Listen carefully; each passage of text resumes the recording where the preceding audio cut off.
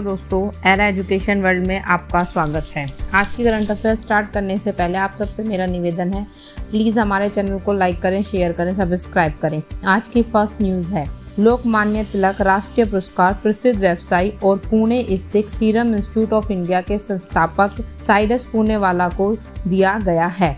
Cyrus पूनेवाला को corona virus महामारी के दौरान उनके कार्य और सीरम इंस्टीट्यूट ऑफ इंडिया की महत्वपूर्ण भूमिका के लिए सम्मानित किया जाएगा। लोकमान्य तिलक राष्ट्रीय पुरस्कार यह 1983 में पूर्ण स्वतंत्रता या स्वराज के सबसे प्रारंभिक और सबसे मुखर प्रस्तावकों में से एक लोकमान्य बाल गंगाधर तिलक के सम्मान में दिया जाता है। इस पुरस्कार में 1 लाख रुपए का नगद पुरस्कार और प्राप्तकर्ता को एक स्मृति चिन्ह भी दिया जाता है।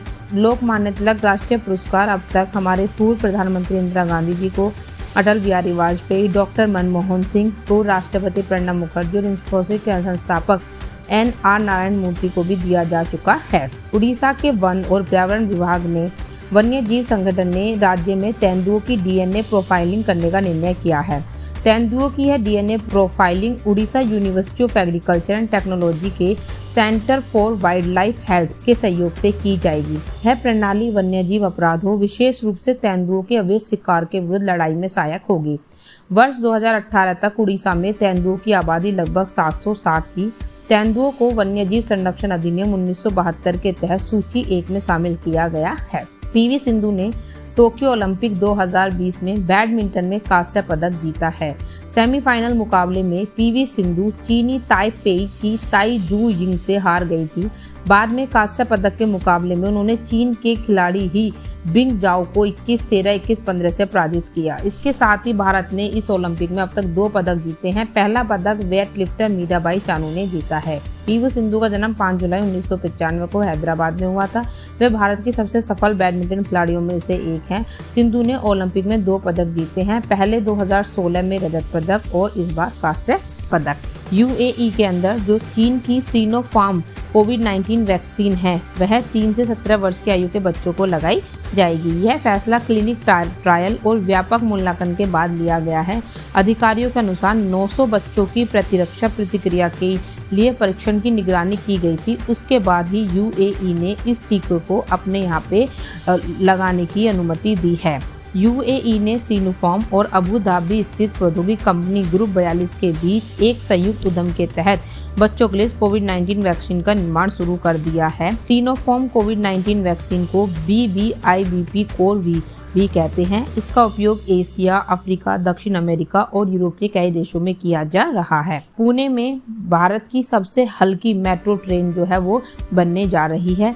इटली से कुल 34 ट्रेन भेजी जाएंगी। प्रत्येक ट्रेन में 3 कोच होंगे। मेट्रो का यह पहला प्रोटोटाइप एक वर्चुअल समारोह के द्वारा किया गया, जिसमें इटली में भारत की राजदूत नीना मल्होत्रा और भारत में इटली की राजदूत विंसेंजो डी लूका भी शामिल हुए थे। ये कोच सितंबर 2021 में पुणे पहुंचेंगे। पुणे मेट्रो के लिए 102 मेट्रो कोचों की आपूर्ति का ऑर्डर दिया गया था। पुणे मेट्रो के लिए मेट्रो कोच भारत में पहली बार एल्युमिनियम से बने होंगे। वाइस एडमिरल SN घोरमडे ने नौसेना स्टाफ के उप प्रमुख के रूप में कार्यभार संभाला है। वह vice admiral G Ashok Kumar के स्थान पर आए हैं, जो 39 साल से अधिक की शानदार सेवा के बाद 31 जुलाई 2021 को सेवानिवृत्त हुए हैं। फ्लैग ऑफिसर SN घोरमडे को 1 जनवरी 1984 को भारतीय नौसेना में कमीशन किया गया था। उन्हें भारत के राष्ट्रपति द्वारा 26 जनवरी 2017 को अति विशिष्ट सेवा पद और 2007 में नौसेना पदक और 2000 में नौसेना प्रमुख द्वारा प्रशस्ति से भी सम्मानित किया गया था। विश्व स्तनपान सप्ताह 1 से 7 अगस्त के मध्य मनाया जाता है। इस सप्ताह को माताओं और शिशुओं के लिए स्तनपान के महत्व पर जागरूकता बढ़ाने के लिए सेलिब्रेट किया जाता है। इस बार की थीम थी स्तनपान की रक्षा करें, एक साझा जिम्मेदारी है। वार्षिक सप्ताह का आयोजन 1991 से WABA, WHO और यूनिसेफ द्वारा किया जाता है। स्तनपान हर बच्चे को जीवन में सर्वोत्तम संभव शुरुआत प्रदान करता है। यह बच्चों और माताओं दोनों को स्वास्थ्य, पोषण और भावनात्मक लाभ प्रदान करता है। भारत ने अगस्त 2021 के महीने के लिए यूनाइटेड नेशंस सिक्योरिटी काउंसिल की अध्यक्षता संभालने के लिए फ्रांस से पदभार ग्रहण किया है। यूएनएससी एक गैर स्थायी सदस्य के रूप में अपने 2021 से 22 कार्यकाल के दौरान भारत के लिए पहला राष्ट्रपति पद है। प्रधानमंत्री नरेंद्र मोदी यूएनएससी की बैठक की अध्यक्षता करने वाले पहले भारतीय पीएम होंगे। भारत अपनी अध्यक्षता के दौरान 3 प्राथमिकता वाले क्षेत्रों पर ध्यान केंद्रित करेगा: समुद्री सुरक्षा, शांति स्थापना और आतंकवाद विरोधी। यूएनएससी, इसका मुख्यालय न्यूयॉर्क यूएसए में है। इसकी स्थापना 24 अक्टूबर 1945 को हुई थी। ई-रूपी डिजिटल पेमेंट सॉल्यूशन को पीएम नरेंद्र मोदी ने वीडियो कॉन्फ्रेंसिंग के माध्यम से लॉन्च किया है। ई-रूपी पहल सरकार और लाभार्थी के बीच टच पॉइंट को सीमित करने के लिए वर्षों से शुरू किए गए कार्यक्रमों में से एक होगी। यह सुनिश्चित करेगी कि लाभ लक्षित और लीक प्रूफ तरीके से अपने इच्छित लाभार्थी तक पहुंचे। ई-रूपी डिजिटल भुगतान के लिए कैशलेस और संपर्क रहित साधन है। यह क्यूआर कोड या एसएमएस स्ट्रिंग के आधार पर ई वाउचर के रूप में कार्य करता है, जिसे लाभार्थियों के मोबाइल फोन पर पहुंचाया जाता है। ई-रूपी बिना किसी भौतिक इंटरफेरेंस के डिजिटल तरीके से लाभार्थियों, सेवा प्रदाताओं के साथ सेवाओं के प्रायोजकों को जोड़ता है। यह भी सुनिश्चित करता है कि लेन देन पूरा होने के बाद ही सेवा प्रदाता को भुगतान किया जाए।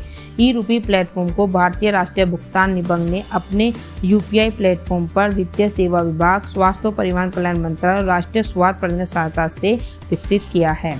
भारत चीन ने उत्तरी सिक्किम में हॉटलाइन स्थापित की है। सीमा पर विश्वास और सौहार्दपूर्ण संबंधों की भावना को आगे बढ़ाने के लिए उत्तरी सिक्किम के कोंगरा ला में भारतीय सेना और तिब्बत स्वायत्त क्षेत्र के खंबा दर्जोग में पीपल्स लिबरेशन आर्मी के बीच हॉटलाइन स्थापित की गई है। वर्तमान में भारत और चीन के पास पूर्वी लद्दाख में 2 सैन्य हॉटलाइन हैं, जिसमें चुशुल और दौलत बेग ओल्डी शामिल है। यह हॉटलाइन एक विशिष्ट उद्देश्य के लिए स्थापित एक सीधी फोन लाइन है, विशेष रूप से आपात स्थिति में उपयोग के लिए या सरकार के प्रमुखों के बीच संचार के लिए। Thank you. आज के लिए इतना ही। अगर आपको हमारी न्यूज़ अच्छी लगी हो तो प्लीज़ हमारे चैनल को लाइक करें, शेयर करें, सब्सक्राइब करें। धन्यवाद।